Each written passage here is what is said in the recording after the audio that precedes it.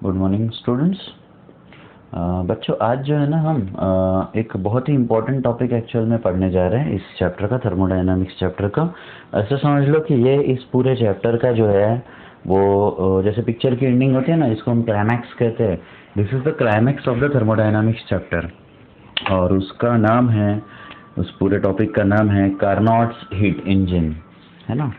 हमें अभी क्या पढ़ना है बच्चों? Carnot's heat engine. Carnot's heat engine actual में ये क्या होता है? ये एक आइडियल सिचुएशन में इमेजिन किया हुआ, डिज़ाइन किया हुआ हीट इंजन है। कि आइडियली अगर हम कोई हीट इंजन को डिज़ाइन करें कि भाई परफेक्ट कंडीशन है, परफेक्ट सिचुएशन है, सब कुछ सही है, तो हीट इंजन कैसे बनेगा, किस तरीके से वो वर्क करेगा और उसकी एफिशिएंसी कितनी होगी। मतलब इवन आइडियल हीट इंजन की एफिशिएंसी भी 100% नहीं होती। जैसे हम देखते हैं कि कोई भी चीज़ आइडियल हो तो भाई वो 100% एफिशिएंसी से काम कर सकता है, एक्सेप्ट कार्नोट हीट इंजन। तो हमको सेकंड लॉ ऑफ थर्मोडायनामिक्स को और एक बार बूस्ट मिलता है कि पूरी की पूरी हीट हम कभी भी वर्क में कन्वर्ट नहीं कर पाएंगे, हमें कुछ तो हीट सिंक में देनी होगी, रिजेक्ट करनी होगी। Even if you form idealistic engine, एकदम परफेक्ट कंडीशन में सब कुछ सही है, एकदम 100%, तो भी वो एफिशिएंसी 100% नहीं हो सकती। ऐसा इससे हम प्रूव करने जा रहे हैं बच्चों। तो कार्नोट हीट इंजन में 3 फैक्टर्स होते हैं जो बहुत इंपॉर्टेंट है। एक होता है बच्चों सोर्स, वही हमारा सोर्स, वही पुराना सा सारी चीज़ें सोर्स होता है। और हम कहेंगे सोर्स जो है वो क्या होता है? हॉट रिजर्वायर होता है। मतलब यहाँ पे जो है टेम्परेचर है बहुत हाई होगा। Let us consider that T1 is the temperature which we can also take it as TH। और फिर यहाँ होगा एक इंसुलेटिंग पैड। यहाँ पे आपको बता रहा हूँ, this is an insulating pad.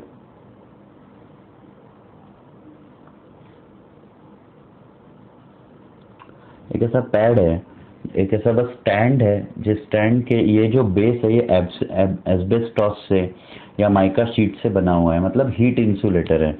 इसको हम बोलेंगे इंसुलेटिंग पैड। मतलब ये इतना ये जो बेस का पोर्शन है ना बच्चों, वो बैड कंडक्टर ऑफ हीट होता है, वो बिल्कुल भी हीट को जो है वो कंडक्ट नहीं कर सकता।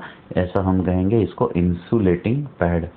और फिर हम देखते हैं जो तीसरा है, वो थर्ड पोर्शन होगा इसका सिंक। ऑब्वियसली ये तो अब आप समझ चुके हो। सोर्स हो गया तो सिंक आना ही है, क्योंकि हीट तो रिजेक्ट करनी ही होगी।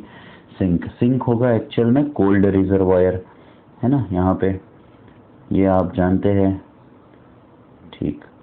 और इसका जो टेम्परेचर है वो T2 होगा, जिसको हम लोअर टेम्परेचर TL भी कह सकते हैं। सोर्स एक तरीके से आइडियल सोर्स है जो बहुत हाई टेम्परेचर पे है, और वो चाहे कितनी भी हीट, जितनी भी हीट चाहे उतनी वो हीट प्रोवाइड कर सकता है बच्चों, ठीक है ना।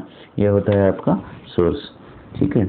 ये आपका, मैं पैड को जो ना पूरा ऐसा कंप्लीट यहाँ पे ड्रॉ कर ही लेता हूँ। ये बीच में से जो लाइन ड्रॉ करी है उसकी कोई ज़रूरत नहीं है, ठीक। और फिर इसके साथ हमारे पास एक पिस्टन होता है, गैस चेंबर। पर इस गैस चेंबर की खासियत देखिएगा कि इसके ये वाले जो पोर्शंस हैं, जो मैं शेडेड करने वाला हूँ, वो इंसुलेटिंग मटेरियल से बने हुए हैं। These portions are made up of insulating material. इसमें गैस तो है, बट ये वाला, ये जो है ना, ये वाला जो लाइन है, मतलब जो बेस है, वो इंसुलेटिंग मटेरियल से नहीं बना होता, वो कंडक्टिंग मटेरियल से बना होता है ना। जिसमें हम आइडियल गैस भरेंगे, जो परफेक्ट, मतलब परफेक्ट सिचुएशन में बिल्कुल आइडियल गैस जो बिहेव करती है, जो PV = nRT को सेटिस्फाई करती है, वो वाली गैस हम इसमें भर देंगे बच्चों। तो देखिए ये जो, मतलब इस चेंबर का 3 जो साइड्स है, 3 साइड्स इंसुलेटिंग मटेरियल से बने हुए हैं, और एक जो साइड है वो कंडक्टिंग मटेरियल से बना हुआ है। तो हीट का जो एक्सचेंज है ना, वो इन 3 वॉल्स से नहीं हो सकता, बस बेस के वॉल से हीट का एक्सचेंज पॉसिबल है। तो और अब देखिए, सोर्स जब मैं कहता हूँ कि आइडियल है, इसका मतलब क्या? सोर्स आइडियल है का सीधा मतलब है बेटा कि यहाँ पर जो कितनी भी हीट चाहे आप इस सोर्स से खींच लो, हॉट रिजर्वायर से खींच लो, ये इनफाइनाइट अमाउंट ऑफ हीट दे सकता है।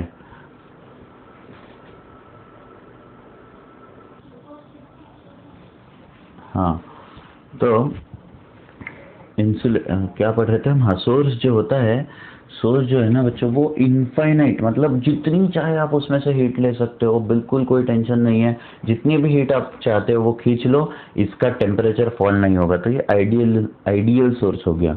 और सिंक भी ऐसा होता है कि आप जितनी चाहे उतनी हीट यहाँ पे रिजेक्ट करो, इसका भी टेम्परेचर जो है वो कभी बदलेगा नहीं, ये आइडियल है। तो हम यहाँ पे लगे तो थोड़ा सा यहाँ पे हम इसको डिफाइन कर सकते हैं थ्योरी लिखने के लिए। क्या बोलेंगे हम यहाँ पे कि Carnot engine is made up of 3 main parts, है ना, इसेंशियल पार्ट्स हम बोल सकते हैं। यहाँ पे हम ऐसा लिख देते लगे तो, essential parts of Carnot's engine. Carnot engine के इसेंशियल पार्ट्स, पहला होता है बच्चों सोर्स। सोर्स क्या होता है? ये होता है इट इज मेंटेन्ड, आपको ये सब नोट्स लिखनी है, मेंटेन्ड एट हाई टेम्परेचर, सब कुछ लिखना है मेरे साथ, high temperature T1 from which, इससे क्या होगा, जो वर्किंग सब्सटेंस है, मतलब हमारी जो आइडियल गैस है, वो हीट खींच पाएगी, एब्सॉर्ब कर पाएगी, from which heat is absorbed by working substance. ठीक है, और ये इनफाइनाइट हीट खींच सकता है। The source is supposed to possess infinite thermal capacity। Infinite thermal capacity है मतलब आप चाहे जितनी भी हीट को खींच लो उसका टेम्परेचर फॉल नहीं होगा, है ना, इसको हम बोलेंगे इनफाइनाइट थर्मल कैपेसिटी, है ना। Hence, any amount of heat can be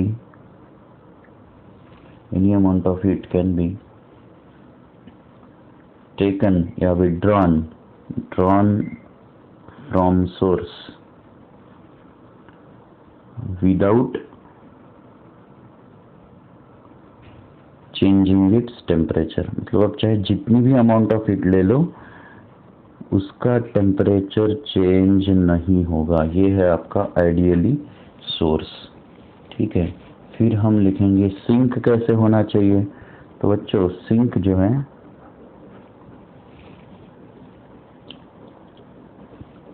इसको ना मैं नंबर्स दे दूंगा। सिंक होगा, sink is maintained at low temperature, it is maintained at low temperature T2 in which heat is rejected,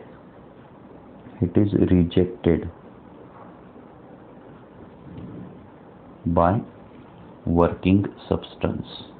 working substance क्या करेगा बच्चों, ये आप ना पहले से जानते हो, तो इसके लिए मैं इसको बहुत कुछ एक्सप्लेनेशन मोड में नहीं जा रहा हूँ, है ना। और इसकी भी जो थर्मल कैपेसिटी है वो इनफाइनाइट होगी, है ना। यहाँ लिख देते हैं it also has infinite thermal capacity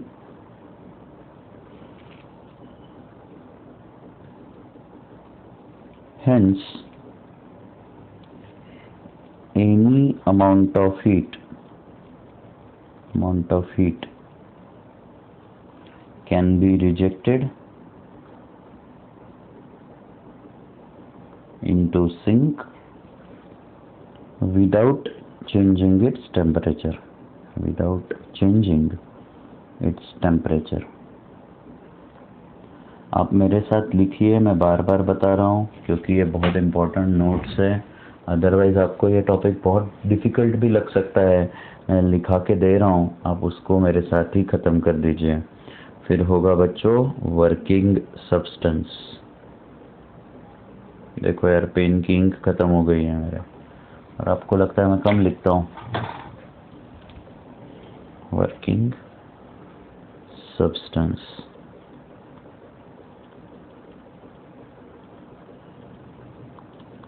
ठीक। वर्किंग सब्सटेंस, यहाँ पे जो है वर्किंग सब्सटेंस क्या होगा बच्चों, एक सिलेंडर है जिसके 3 साइड से जो वॉल्स है वो थर्मली इंसुलेटेड है ना। एक सिलेंडर है जिसके 3 साइड से वॉल्स इंसुलेटेड है, और एक साइड से जो है वो नॉन इंसुलेटिंग मटेरियल जो है वो लगाया हुआ है, और इसके अंदर हमने परफेक्ट गैस भर दी। ये हो गया आपका वर्किंग सब्सटेंस, है ना। तो हम बोलेंगे एक परफेक्ट गैस जो है वो वर्किंग सब्सटेंस की तरह काम करती है ना। हम बोलेंगे a perfect gas is a perfect gas is filled in a cylinder, is filled in a cylinder having frictionless piston, having frictionless piston। ये मैं तभी लिखा के देता हूँ जब ये बोर्ड से रिलेटेड टॉपिक हो स्टूडेंट्स, ठीक है। Frictionless piston apart from this essential parts, और इसमें क्या होगा, मतलब ऑल द साइड्स है ना, all sides are made of thermally insulating material, insulating material,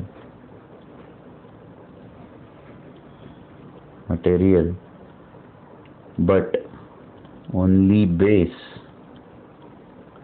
has conducting material।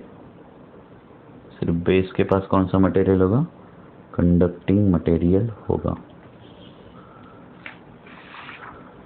ठीक। अब यहाँ पे कार्नोट इंजन में 4 स्टेप्स आएगी। अब मैं आपको इसका, ये तो हो गया बेटा कंस्ट्रक्शन, एक तरीके से आपने ये क्या लिख दिया है, construction of Carnot heat engine. एक सोर्स है, उसमें एक इंसुलेटिंग पैड है, एक सिलेंडर है और एक सिंक है, ठीक है। ये हो गया आपका कंस्ट्रक्शन। फिर क्या क्या कैसे कैसे होता है ये आपने डिटेल में इसको थ्योरेटिकली लिख दिया है। अब ना बच्चों हम क्या करेंगे, यहाँ पे देखिए सेकंड नंबर का पेज यहाँ पे मैं मेंशन कर देता हूँ। अब यहाँ पे ना स्टूडेंट्स हम देखेंगे कि किस तरीके से कार्नोट इंजन वर्क करता है ना। पहले तो इसकी 4 स्टेजेस है। हम यहाँ पे लिखेंगे वर्किंग,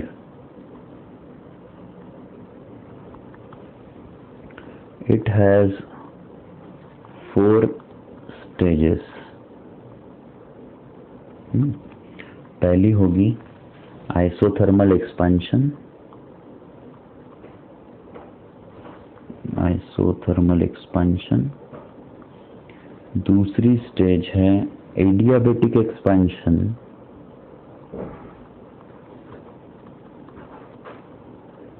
मैं आपको ये समझाऊंगा क्यों और कैसे हो रहा है, 2 मिनट रुक जाइए और मेरे साथ लिख लीजिए। फिर होगा आइसोथर्मल कॉम्प्रेशन,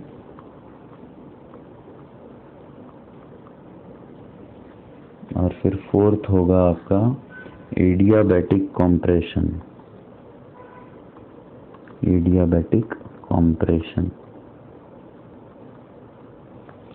ठीक है।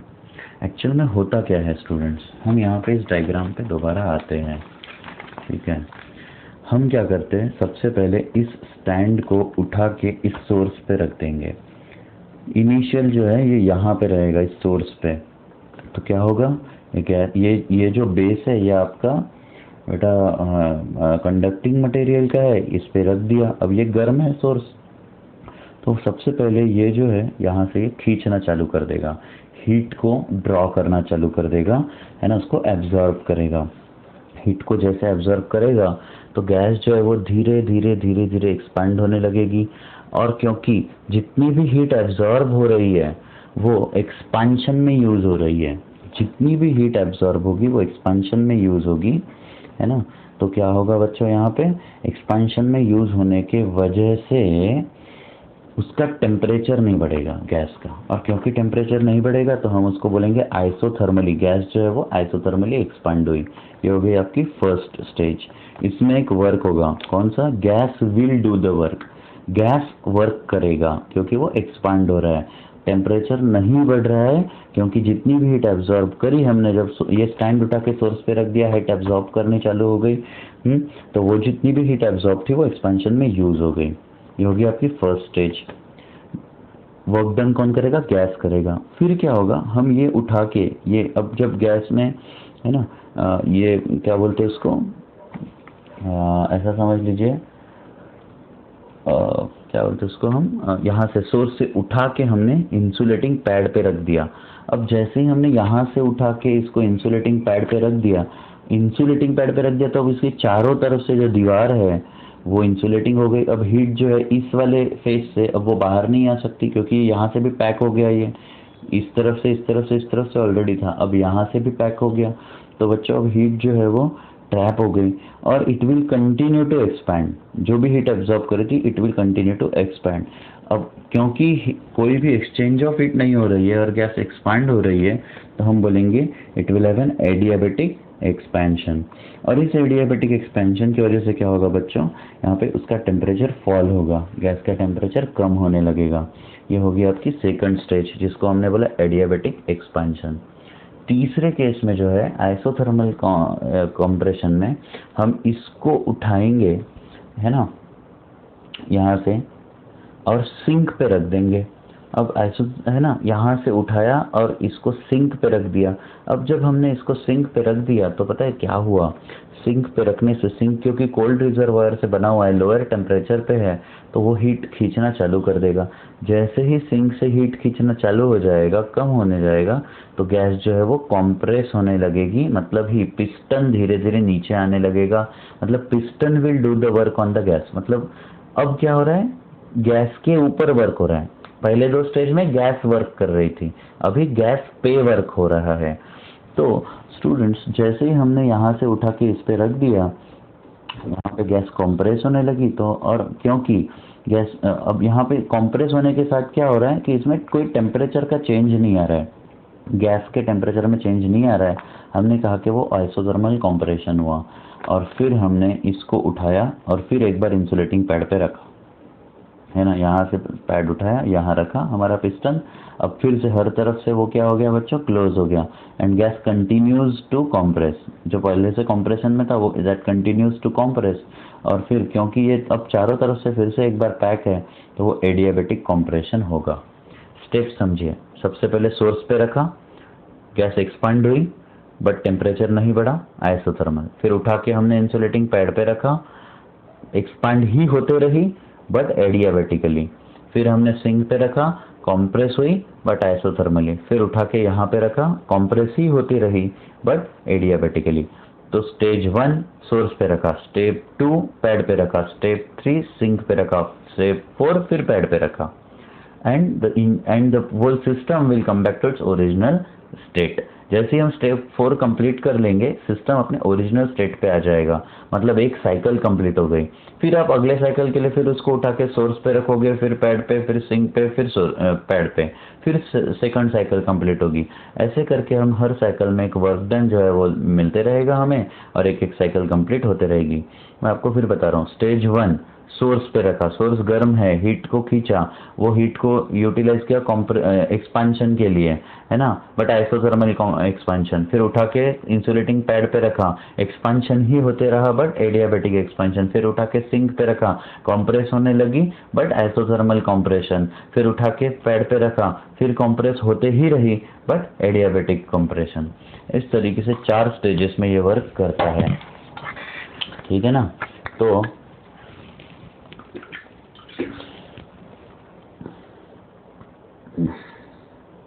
अब हम देखेंगे स्टेप बाय स्टेप इसका स्टेप और मैथमेटिकल फॉर्मूलाफिकेशन, ठीक है। तो चलो करते स्टार्ट। देखो पहला है आपका फर्स्ट जो है वो है आइसोथर्मल एक्सपेंशन। बच्चों आइसोथर्मल एक्सपेंशन के लिए हमने क्या किया है, हमने फिलहाल सोर्स जो है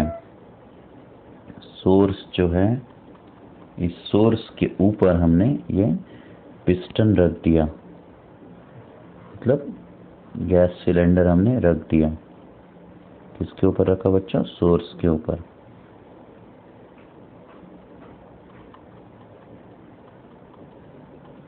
और ये है गैस।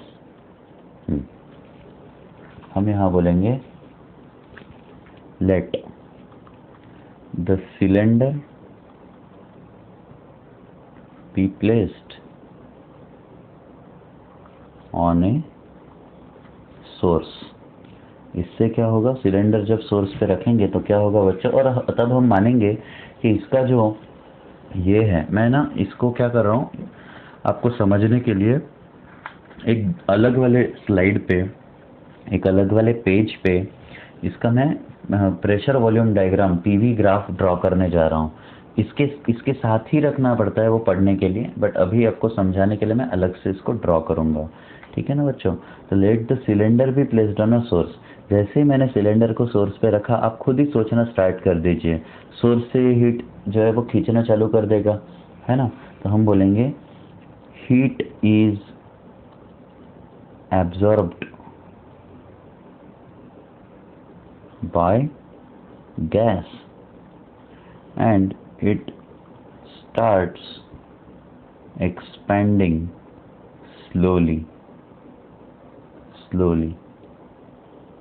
हीट जो है उसने खींची, सिंस यहाँ हम बोलेंगे absorbed heat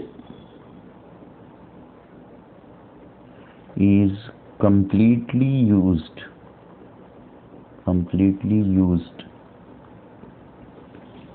for expansion, temperature of gas does not change,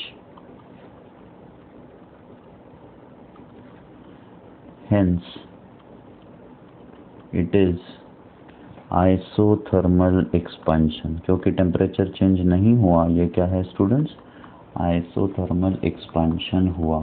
अब आपको ये समझ तो चुका है कि इस पे रखा, हीट खींची, वो हीट जितनी भी खींची वो वर्क जो है वो एक्सपांड होने में कर लिया, है ना। तो हम बोलेंगे let P1 V1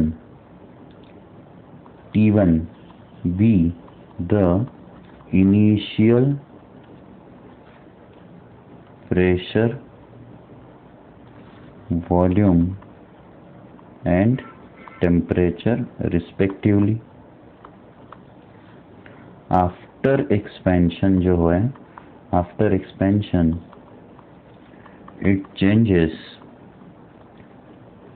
to P2 V2 and T1। temperature will remain same, pressure जो है वो P2 हो जाएगा, वॉल्यूम जो है वो V2 हो जाएगा, बट बेटा टेम्परेचर चेंज नहीं होगा। ये हमको बात समझनी है। और यहाँ पे अब हम कैसे समझेंगे कि जितनी भी heat Q1 amount of heat मान के चलो इसने एब्जॉर्ब करी थी, जितनी भी हीट एब्जॉर्ब करी वो पूरी की पूरी वर्क में चली गई, तो वर्क W1 मान लेंगे यहाँ पे। और वर्क क्या होगा, तो वर्क होगा बच्चों, हम ये जानते हैं वॉल्यूम का एक्सपेंशन हुआ है V1 से V2 P into change in volume. और आइसोथर्मल एक्सपेंशन का वर्क डन का फॉर्मूला याद कीजिए। आइसोथर्मल एक्सपेंशन के वर्क डन का फॉर्मूला था R into T into log base e. अगर नहीं लेते हैं तो 2.303 लिख दो, पर मैं लॉग बेस ई ले रहा हूँ ताकि बार बार वो बहुत कुछ लिखना ना पड़े। V2 अपॉन V1, ठीक है। अब T1 जो है वो टेम्परेचर T1 है, तो आपका W1 हो जाएगा। W1 जो है वो होगा बेटा R इंटू T1, है ना, R into T1 log base E V2 upon V1। और देखिए मैं इसके साथ आपको एक और बात बताने जा रहा हूँ, अच्छे से देखिए। अगर मैं यहाँ एक PV डायग्राम निकालूँ, इस पीवी डायग्राम के स्लाइड को मैं अलग से निकाल के रखने ही वाला हूँ। ये आपका प्रेशर और ये है वॉल्यूम, ये है प्रेशर एक्सिस, ये है वॉल्यूम एक्सिस। इनिशियली गैस जो है वो यहाँ पर थी, ए वाले पॉइंट पे हम मानेंगे इनिशियली गैस वाज एट ए। तो इसको हम बोलेंगे ए का पैरामीटर्स क्या है बेटा, P1 और V1। ये हो गया आपका P1, ये हो गया आपका V1। और फिर क्योंकि ये आइसोथर्मली एक्सपांड हुई, तो आइसोथर्मल एक्सपेंशन का जो कर्व होता है वो बहुत कम होता है, मतलब स्लोप जो है वो काफ़ी कम होता है। तो ये हो गया उसका स्लोप, ए से बी चला गया। और जब बी पे गए तो प्रेशर P2 और वॉल्यूम V2 तो हुआ, बट बेटा टेम्परेचर जो है दैट रिमेंड सेम, क्योंकि आइसोथर्मली एक्सपांड हुई थी गैस। हम इसको ऐसा लिख देते हैं, ठीक है ना। ये है आपका V2 और ये है आपका प्रेशर बेटा P2, ठीक है। अब अगर आपको एरिया निकालना है ना इसका, तो work done in isothermal expansion क्या होगा, work done in isothermal expansion by the gas. तो ए से बी में जो वर्क डन हुआ वो होगा बेटा एरिया ABV2V1A, ठीक है ना।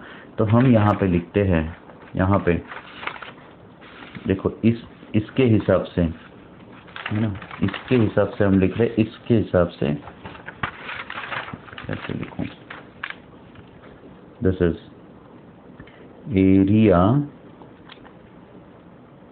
ए बी, देखो ए से बी, बी से V2, V2 से V1, V1 से ABV2V1A। ये हो गया आपका work done in isothermal expansion. इस स्लाइड को मैं अब अलग से निकाल के रख देता हूँ क्योंकि हमें वो बार बार यूज करनी है। ये हो गया आपका आइसोथर्मल एक्सपेंशन का पूरा झमेला। अब हम क्या करेंगे बेटा, यहाँ पे नेक्स्ट स्टेप पे चलेंगे, एडियाबैटिक एक्सपेंशन कैसे होगा, ठीक है। पॉइंट नंबर 2 अब हम देखने जा रहे हैं एडियाबैटिक एक्सपेंशन। तो एडियाबैटिक एक्सपेंशन जो है यहाँ देखिएगा कैसे होता है।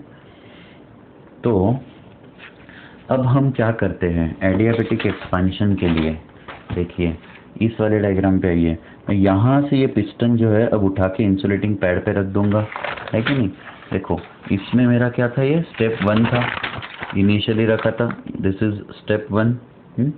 अब मैंने उठा के इंसुलेटिंग पैड पे रख दिया। मैं यहाँ पे ऐसे ड्रॉ भी कर लेता हूँ इसको। ये है हमारा इंसुलेटिंग पैड,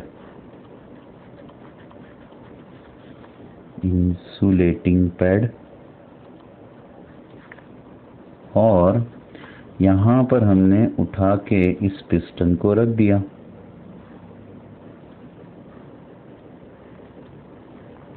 और इस वजह से क्या हुआ, क्योंकि गैस ऑलरेडी एक्सपेंशन में थी और अब उसको अलग से ना हीट मिल रही है और सब तरफ से ये ट्रैप भी हो गई अब, है ना। गैस मतलब हीट जो है वो हर तरफ से ट्रैप हो गई। इधर भी इंसुलेटिंग पैड है, यहाँ से पहले जा सकता था बट इंसुलेटिंग पैड पे रखने की वजह से अब चारों तरफ से गैस जो है वो ट्रैप हो गई। अब हीट का एक्सचेंज पॉसिबल नहीं है। अब क्योंकि हीट का एक्सचेंज पॉसिबल नहीं है, gas will continue to expand, हाँ, बट क्योंकि हीट एक्सचेंज पॉसिबल नहीं है तो यहाँ पे हम क्या मानेंगे कि वो एडियाबैटिक एक्सपेंशन में जाएगी। अब हम यहाँ पे लिखते हैं cylinder is now removed from source and kept on insulating pad.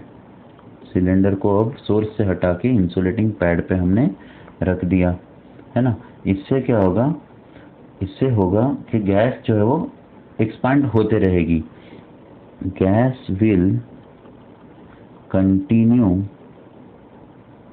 To expand from B, point B से हम बोलेंगे प्रेशर P2 V2 और टेम्परेचर T1 से टू C, ये होगा प्रेशर P3 V3। और अब टेम्परेचर बदलेगा क्योंकि एडियाबैटिक प्रोसेस है, तो मैं यहाँ पे T2 लिख देता हूँ। Gas will continue to expand from B to C adiabatically. Adiabatically क्यों एडियाबैटिक एक्सपेंशन हो रहा है? क्योंकि यहाँ पे कोई भी हीट का एक्सचेंज पॉसिबल नहीं है। और जब देखो, जब गैस एक्सपांड होगी ना बेटा एडियाबैटिकली, तो टेम्परेचर जो है कम होने लगेगा, क्योंकि जो एनर्जी है वो इंटरनल एनर्जी को यूज करेगा फर्दर एक्सपेंशन के लिए। तो T1 से जो है वो टेम्परेचर T2 में फॉल हो चुका है। अगर मैं यहाँ पर अगर इसको ड्रॉ करने की कोशिश करूँ तो देखिए, मैं एडियाबैटिक प्रोसेसेस को रेड में ड्रॉ करने वाला हूँ। देखो एडियाबैटिक का जो स्लोप वो बहुत ज़्यादा होता है, तो मैंने इसको ऐसा कर दिया, हाइयर स्लोप वाला यहाँ लेकर आ गया। तो बच्चों ये हो जाएगा आपका पॉइंट C, और पॉइंट C होगा P3 V3 but temperature T2। तो ये है आपका V3 और ये है आपका P3। B से C आया है, P2 V2 से P3 V3 पे आया है बच्चों। ठीक है ना, इसको इस तरीके से हम समझेंगे। ऑलराइट, अब देखिए क्या हुआ। इसका जो वर्क डन होगा वो अगर एरिया के हिसाब से तो BC V3 V2B ऐसा होगा, BC V3 V2B। और जो एरो है वो ऐसा है, क्योंकि अभी भी एक्सपेंशन ही चल रहा है। ठीक है, ऐसे हो गया आपका ये वाला डायग्राम। इसको अब हम मैथमेटिकली कैसे एक्सप्लेन करेंगे, हम इसमें ये भी लिखेंगे,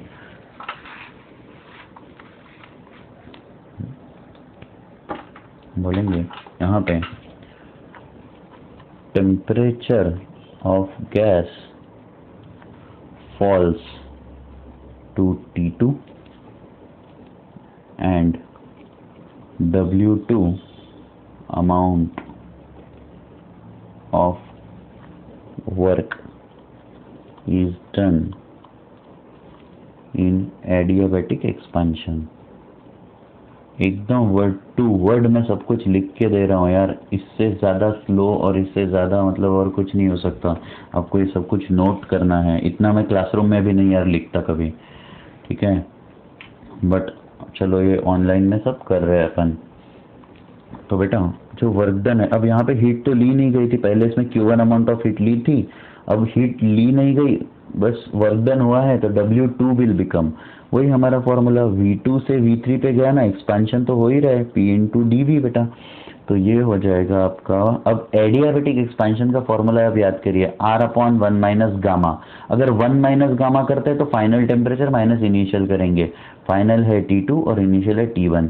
अगर मैं गामा -1 करता तो T1 माइनस T2 करता, ये बात ध्यान में रखिएगा, है ना। तो इसको हम लिखेंगे R/1 minus gamma T2 minus T1। या फिर आप वर्क डन को ऐसा लिख सकते हो, एरिया, देखो यहाँ से एरिया इनक्लोज्ड फ्रॉम B से C, C से V3, V3 से V2 और V2 से B। तो हम बोलेंगे B से C, C से V3, V3 से V2 और V2 से B। ये हो गया। तो वर्क डन का आपको ये भी एक तरीका मिल गया। ये दोनों ही वर्क डन पॉजिटिव होंगे, ठीक है, क्योंकि गैस वर्क कर रहा है, gas is doing the work, gas जो है वो एक्सपैंड हो रही है। तो जब गैस वर्क करती है तो वर्क डन पॉजिटिव होते हैं, ये आपको पता है। तो W1 भी पॉजिटिव है और W2 भी पॉजिटिव होगा, ठीक है ना स्टूडेंट्स। अब अगला वाला जो स्टेप होगा वो होगा आपका थर्ड, वो है आपका आइसोथर्मल कॉम्प्रेशन। आइसोथर्मल कॉम्प्रेशन ये कब होगा, ये अब हमें देखना है, ठीक है ना। देखो आइसोथर्मल कॉम्प्रेशन के लिए अब हम यहाँ से, मतलब हमने क्या किया था, स्टेप 1 में क्या था बच्चों, यहाँ पे रखा था, हीट ली, खींची, एक्सपांड हुआ, उठा के यहाँ पे रखा। अब हीट का एक्सचेंज बंद हो गया बट गैस एक और एक्सपांड हुई, अब उठा के हमने सिंक में रख दिया। सिंक में रखेंगे तो क्या होगा, रिजर्वर हीट को यहाँ से ऐसे विड्रॉ करना स्टार्ट कर देगा, है कि नहीं। अब हम यहाँ पे लिखते हैं कि ये है आपका सिंक। अरे यार मैंने बीच में ले ली डायग्राम, ज़रूरत नहीं थी। सिंक, और यहाँ हमने इस पिस्टन को ऐसे रख दिया,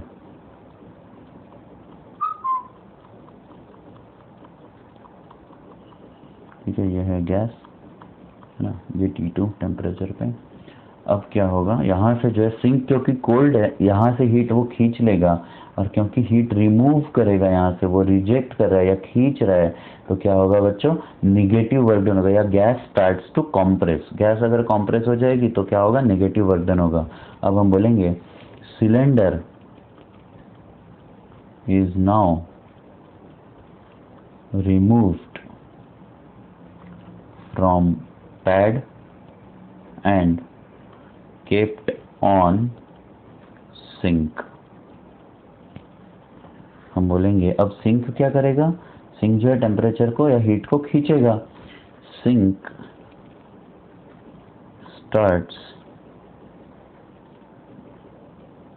absorbing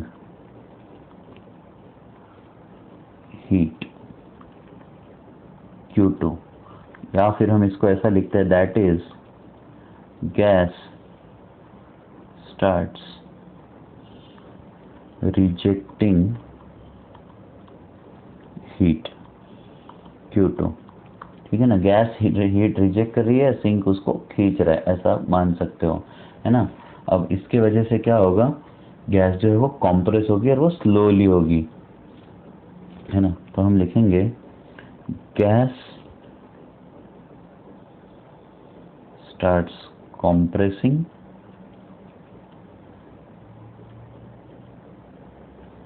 until it reaches P3 हो गया है ना आपका, हाँ P3 हो गया है, P4 V4, ठीक है, until it reaches P4 V4। और क्योंकि आइसोथर्मल हो रहा है, आइसोथर्मली हो रहा है, टेम्परेचर चेंज नहीं होगा। बोलेंगे दिस compression is isothermal,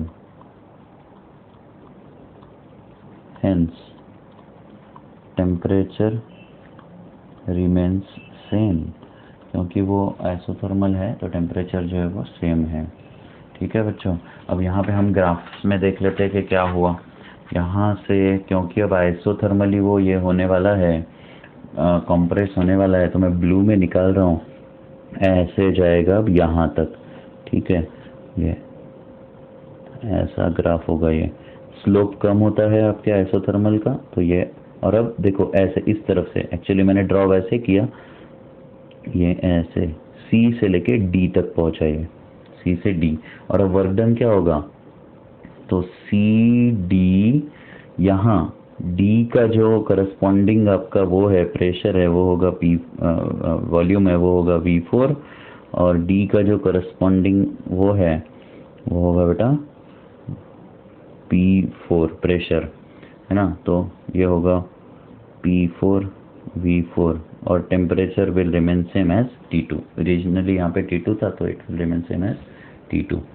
ठीक है, P4 V4 T2, यहाँ से वहाँ पर फिर से एक बार आइसोथर्मल एक्सपेंशन, कॉम्प्रेशन हुआ है। ठीक है, देखो कम हो गया है वॉल्यूम, V3 से V4 कम हो गया है, कॉम्प्रेस हुई है गैस, इसका मतलब गैस पे वर्क हुआ है, ये आपको समझना है, गैस पे वर्क हो रहा है। हम यहाँ पे ये बोलेंगे work is done on gas. Work किस पे हुआ, गैस पे। अब जब वर्क गैस पे होता है तो वो क्या होता है बेटा, निगेटिव होता है। वर्क जो है जब भी वो ऐसा होता है तो, है ना, गैस जब भी कॉम्प्रेस होती है या फिर गैस पे वर्क होता है तो इट इज नेगेटिव वर्क। यहाँ पे मैं, ये हमारी स्लाइड 3 है, तो इसको मैं ऐसे लिख देता हूँ। और अब इसका हम ये बनाएंगे, Q2 अमाउंट ऑफ हीट आपने रिजेक्ट करी थी, इस वजह से W3 वर्क डन हुआ, और अब V3 से V4 तो गया है वॉल्यूम, और T जो हमारा वॉल्यूम है वो माइनस है, कम हुआ है, कंप्रेस हुई है गैस, तो हम इसको ऐसा लिख सकते हैं -R into T2 log base E, ये होगा आपका V4/V3। तो बच्चों यहाँ हम ये माइनस को कॉम्पनसेट करेंगे R इंटू T2, ये आइसोथर्मल है, इसके लिए ये फॉर्मूला लगा R into T2 log of E। इस माइनस को कॉम्पनसेट करने के लिए हम ये जो लॉग के अंदर की वैल्यू ये इन्वर्ट कर सकते हैं, ये अब आप मैथ्स में पढ़ चुके हो, मैं इसको नहीं समझाने वाला। ठीक है, तो ये हो गया आपका वर्क डन W3। ठीक है, और फिर आप इसको एक तो नेगेटिव वर्क डन के फॉर्म में लिखिए, अगर V4/V3 लिख रहे हो तो आप ये माइनस लिख के फिर इसको V4/V3 ही लिख सकते हो, ये भी आप ध्यान में रखिए। मैंने वो माइनस हटाने के लिए V3/V4 किया था, है ना। बट चलो मैं ऐसे ही रखता हूँ, ज़्यादा आपका कन्फ्यूजन नहीं बढ़ाता। और फिर इसका वर्क डन क्या होगा, तो वर्क डन होगा बेटा ये वाला ग्राफिकली, फिर एक बार C से D, D से V4, V4 से V3, V3 से C। तो हम इसको लिखते हैं area C D V4 V3 C, ठीक है। ये हो गया एरिया के हिसाब से आपका वर्क डन। अब बच्चों यहाँ पर हमें देखना है आखिरी स्टेप, और वो होगी एडियाबैटिक कंप्रेशन। तो फोर्थ है आपका एडियाबैटिक कंप्रेशन। 4 स्टेप्स जो है, कार्नोट का जो इंजन है ना, आज मुझे ख़त्म करना था, इसके लिए थोड़ा सा आपका जो आज क्लास है वो भी लेट पोस्ट करेंगे और ज़्यादा टाइम का होगा, 40-50 मिनट का, 1 घंटे का हो सकता है। एडियाबैटिक कंप्रेशन में अब हमने क्या किया बच्चों, यहाँ से अब हमने पहले तो सिंक पे था, अभी तक हमारा ये जो था सिंक पे था, तो मैं स्लाइड दिखाता हूँ। सिंक पे था, अब सिंक से उठा के फिर पैड पे ले आएंगे वापस। तो यहाँ मैं डायग्राम यहाँ इसका ड्रॉ कर लेता हूँ। ये है इंसुलेटिंग पैड, और इस इंसुलेटिंग पैड के ऊपर आप क्या करोगे,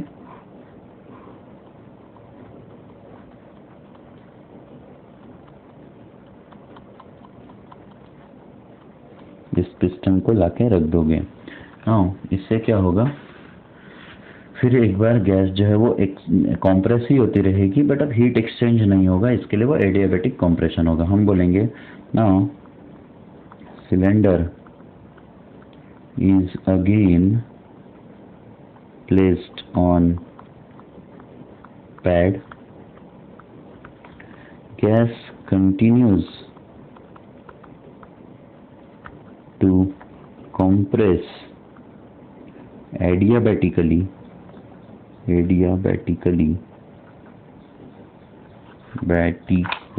ऐसा लिख देते हैं यार, adiabatically, so that it reaches to its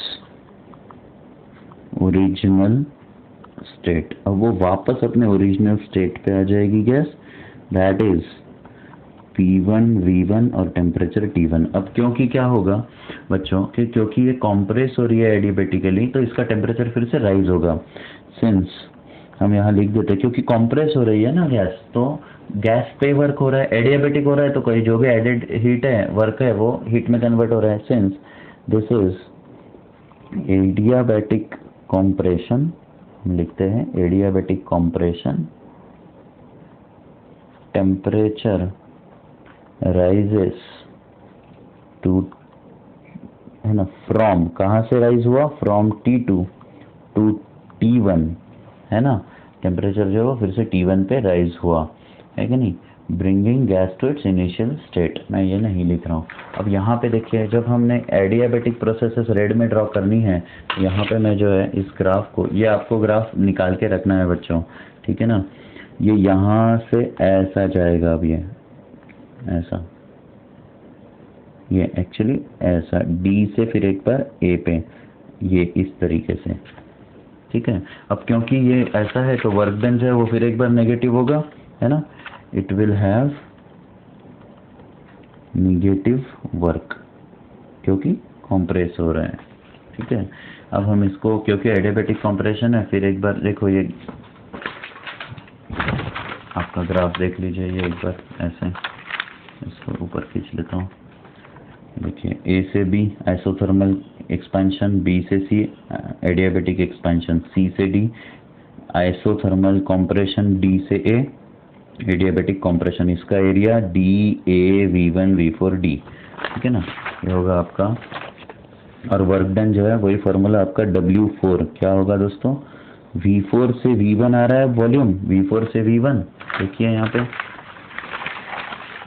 V4 से, ये V4 से V1 आ रहा है, फिर दोबारा यहाँ पर V1 पे, ठीक है, V4 से V1, D से A। तो यहाँ अब हम देखेंगे कि V4 से V1 तो आ रहा है, पर ये है तो एक तरीके से कंप्रेशन ही, तो वर्क डन क्या होगा बेटा, negative P into minus D V लिखेंगे। अब क्योंकि हम इसको P into minus D V लिखेंगे, ये हो जाएगा आपका minus of R 1 minus gamma. अब अगर मैं 1 माइनस गामा लिखता हूँ तो final temperature minus initial, final हुआ आपका T1 माइनस T2, ऐसा करेंगे अपन, ठीक है। इस तरीके से ये आपका हो जाएगा फॉर्मूला, और ये होगा आपका एरिया। एरिया क्या था हमारा, वो पुराने इसमें वो था हमारा, एरिया था DA V1V4D, ठीक। ये हो गया आपका W4 नेगेटिव वर्क डन। अब हमको ये पता है ना, एडियाबेटिक कंप्रेशन हो चुका है। अब हम इसके फाइनल इस पे चलेंगे, और हेडिंग क्या देंगे इस फाइनल इसका, ये देंगे वर्क डन बाय इंजन पर साइकिल। एक साइकिल में कितना वर्क डन किया। तो आपको ये पता है कि W1 और W2 जो है वो स्टेप 1 और 2 में हुआ था, वो जो एडियाबेटिक है जो एक्सपेंशन में हुआ था।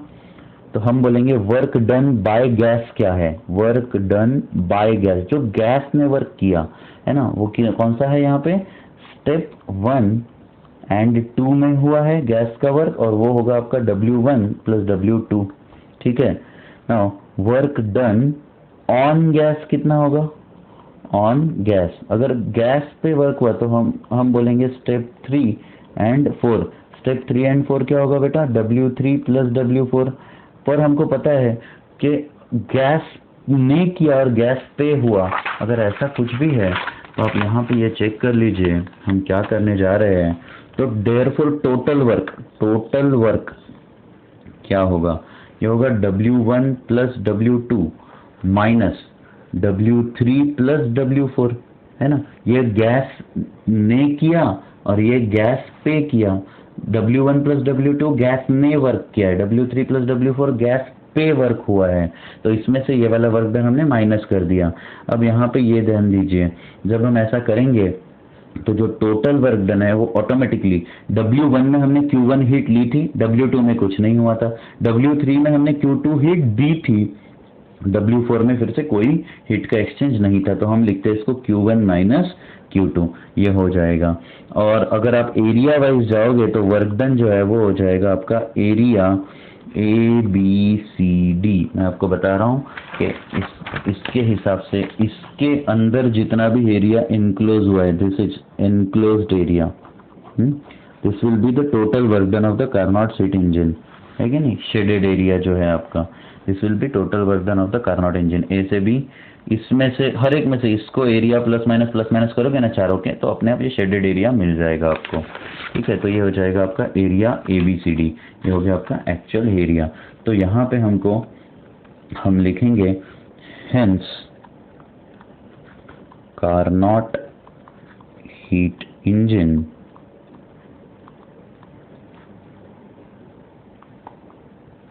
hence in Carnot heat engine net work done